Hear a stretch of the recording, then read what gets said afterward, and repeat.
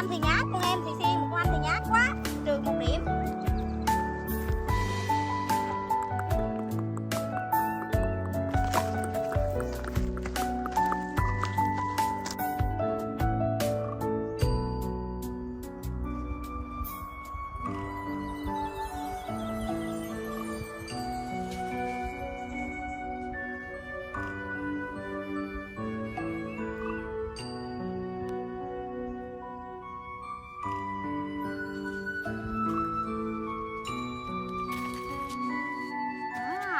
Ha ha ha.